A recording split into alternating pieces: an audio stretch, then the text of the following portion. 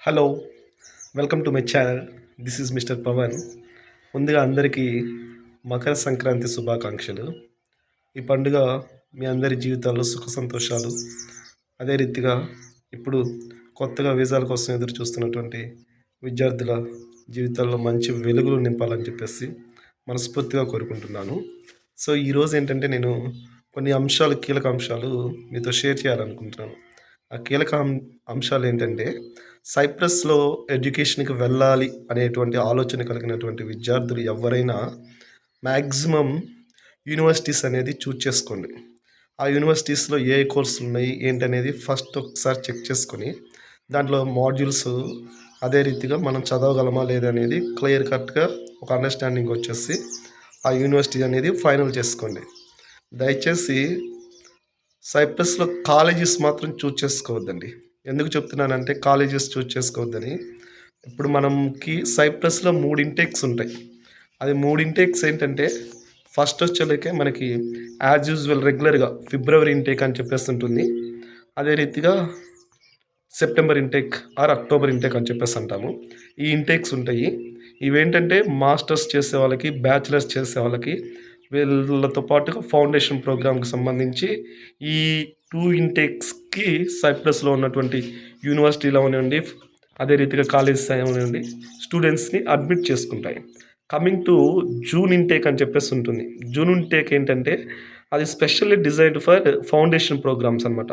అది మాత్రం ఖచ్చితంగా జూన్‌లో ఉన్నటువంటి ఏ ఇంటేక్ అయితే ఉంటుందో జూన్, జూలైలో అది ఎవ్వరైనా అప్లై చేసుకున్న దానికి ఫౌండేషన్ ప్రోగ్రామ్‌కే అప్లై చేసుకోవాలి.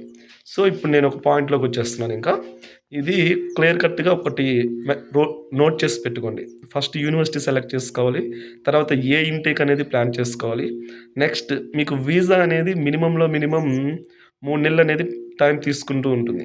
నే నేను అబ్జర్వ్ చేస్తున్నటువంటి విధానాన్ని బట్టి మీకు చెప్తున్నాను. ఒక్కొక్కసారి త్వరగా గూడా అయిపోవచ్చు. తక్కువలో తక్కువ 2 నెలలనేది మాత్రం పక్కా అయితే ఉంటుంది. సో, 2-4 మంత్స్ మధ్యలో వీసా అనేది రావటం జరుగుతుంది. సో, దీన్ని బేస్ చేసుకొని ఉండాలనమాట. సో, మనం అందరం ఏంటంటే అక్టోబర్ ఇంటేక్‌కి సంబంధించినటువంటి విద్యార్థులు చాలామందున్నారు. చాలామంది అక్టోబర్ ఇంటేక్ అప్లై చేసుకున్నారు.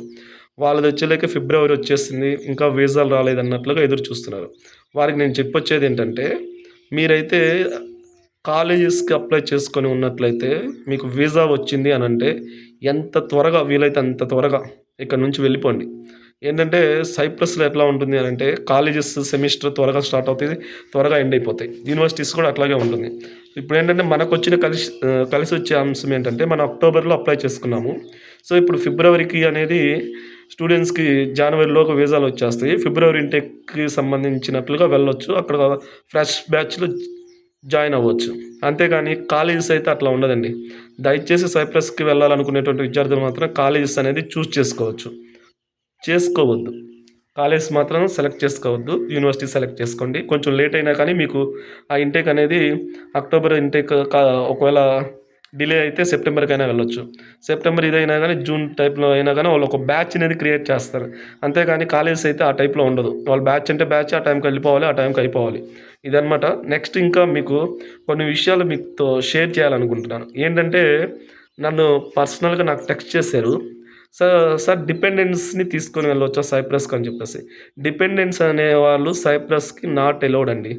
ఒకవేళ మీకు dependents either me wife or me husband ఒకవేళ సైప్రస్‌లో మీతో పాటు ఉండాలి అనుకున్నట్లయితే, వారు కూడా ఇంటర్మీడియేట్ వరకు చదువుకొని ఉండి, వారు కూడా ఐఎల్టీఎస్, పీటీఈ స్కోర్ కార్డ్ కావాల్సినంత మార్క్స్ తెచ్చుకొని ఎగ్జామ్ అప్లై చేసుకున్నట్లయితే, అదే రీతిగా స్టడీస్‌కి అప్లికేషన్ పెట్టుకున్నట్టయితే యూనివర్సిటీస్‌కి వాళ్ళు వీసా రాస్తారు. మీ వీసా వీసా అనేది ఇష్యూ చేయడం జరుగుతుంది. దాన్ని బేస్ చేసుకొని ఇంక మీరు చక్కగా డిపెండెంట్‌ని తీసుకొని వెళ్ళొచ్చు. అంతేకాని మామూలుగా అయితే మాత్రం మీకైతే డిపెండెంట్స్‌ని తీసుకొని వెళ్ళటం అనేది లేదు.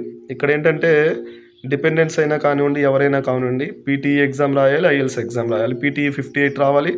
అదే రీతిగా ఐఎల్టీఎస్ 5 బ్యాండ్స్ ఉండాలి ప్రతి దాంట్లో. దాంతో పాటుగా ఫౌండేషన్ ప్రోగ్రామ్ అని చెప్పి ఉంటుంది. ఆ ఫౌండేషన్‌కి అయితేనేమో పీటీఈ 43, ఐఎల్టీఎస్ బ్యాండ్ 4 వచ్చినా కానీ సరిపోతుంది. ఇదనమాట. అదే రీతిగా ఇంకా కొన్ని విషయాలు ఏంటంటే అది ప్రతి ఒక్కళ్ళు గుర్తుంచుకోండి. కాలేజెస్ సైప్రస్‌లో ఉన్నటువంటి కాలేజెస్ ఏంటంటే Alexander college, CDA college, Ledra college, KAS college, కాస్ కాలేజీ, తర్వాత అలెగ్జాండర్, తర్వాత Limassol college, Nicosia college, American college, ఇలా చాలా కాలేజెస్ ఉన్నాయండి.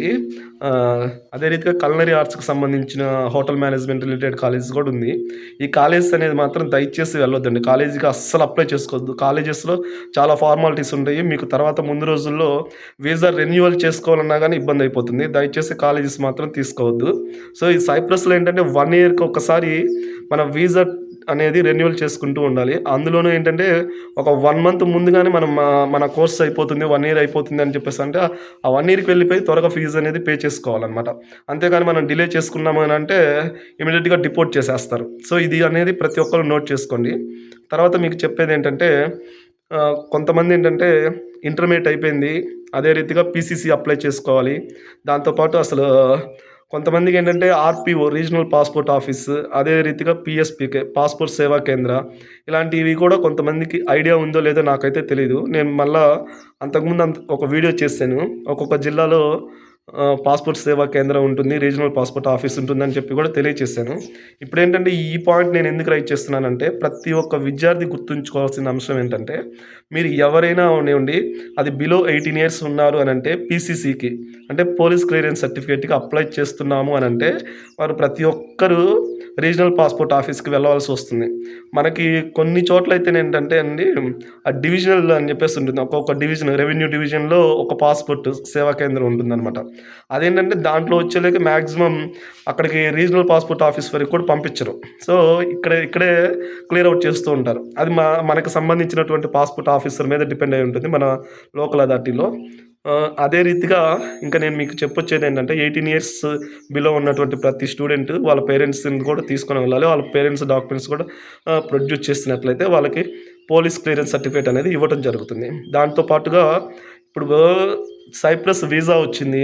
వాళ్ళు క్యారీ చేయవలసినటువంటి డాక్యుమెంట్ అదే రీతిగా మనం ఎడ్యుకేషన్ డాక్యుమెంట్స్‌తో పాటుగా స్పాన్సర్‌షిప్ లెటర్ అనేది మనం తీసుకోవాలి. ఎందుకంటే బిలో 18 ఇయర్స్ ఉంది అనంటే ప్రతి ఒక్క స్టూడెంట్ ఏంటంటే బ్యాంక్ దగ్గర వాళ్ళ ఫాదర్ పేరు మీద లేదా వాళ్ళ మదర్ పేరు మీద వాళ్ళ అకౌంట్‌లో ఇంత అమౌంట్ ఉంది. నేను స్పాన్సర్ చేస్తున్నట్లుగా స్పాన్సర్‌షిప్ లెటర్ తీసుకొని మనం వీసాకి అప్లై చేసినట్లయితే బావుంటుంది.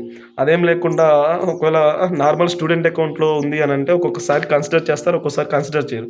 దీన్ని మాత్రం మీరు గుర్తుపెట్టుకోవాలని చెప్పేసి అంటున్నాను. సో, ప్రతి ఒక్కళ్ళు ఏంటంటే 18 ఇయర్స్ బిలో ఉన్నటువంటి ప్రతి ఒక్క స్టూడెంట్ రీజనల్ పాస్‌పోర్ట్ ఆఫీస్ సేవా కేంద్రంకి వెళ్ళేటప్పుడు పేరెంట్స్‌ని కూడా తీసుకొని వెళ్ళాలి. ఏది పీసీసీకి పోలీస్ క్లియరెన్స్ సర్టిఫికేట్‌కి. అదే రీతిగా బ్యాంక్ స్టేట్మెంట్ అనేది మాక్సిమం స్పాన్సర్‌షిప్ తండ్రి స్పాన్సర్ చేస్తున్నట్లుగా తీసుకోండి. లేదా లీగల్ గార్డియన్ ఎవరైతే ఉంటారో వాళ్ళు స్పాన్సర్ చేస్తున్నట్లుగా తీసుకోండి. అదే రీతిగా నెక్స్ట్ వచ్చేలాగా డిపెండెంట్స్ అయితే నాట్ అలౌడ్. వాళ్ళు సైప్రస్‌లో డిపెండెంట్స్ నాట్ అలౌడ్.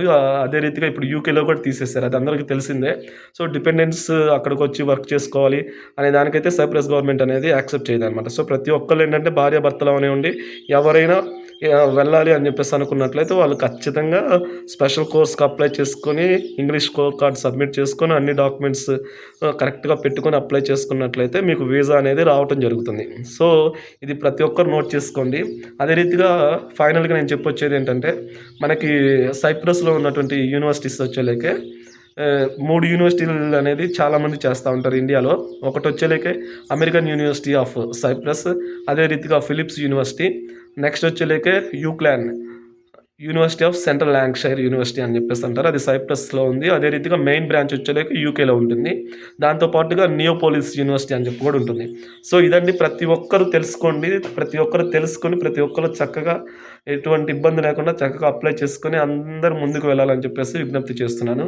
సో, అదే రీతిగా మీకు వీసా వచ్చిన తర్వాత డాక్యుమెంట్స్ కూడా నేను అంతకుముందు ప్రీవియస్ వీడియోలో అప్లోడ్ చేశాను. నా యూట్యూబ్ ఛానల్ ఫాలో అవుతున్నట్లయితే ప్రతి ఒక్కరికి అది తెలుస్తుంది. ఫైనల్‌గా నేను చకచకా చెప్పేస్తాను. అదేంటంటే €2000 అనేది ఫిజికల్ క్యాష్ కావాలి. తర్వాత పీసీసీ సర్టిఫికేట్ 5 నెలలు దాటుంది అని చెప్పేసంటే కొత్తది అప్లై చేసుకోండి. దాంతో పాటుగా ప్రీవియస్ మెడికల్ సర్టిఫికేట్స్ తీసుకోండి. 10థ్, ఇంటర్ అదే రీతిగా ఇంగ్లీష్ స్కోర్ కార్డు ఇవన్నీ తీసుకోండి. నెక్స్ట్ వచ్చేలేక బ్యాంక్ స్టేట్మెంట్ తీసుకోండి.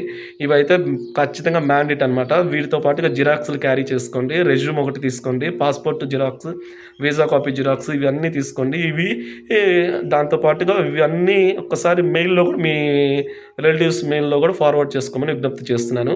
Thanks for watching. Bye. Yours Pavan signing of.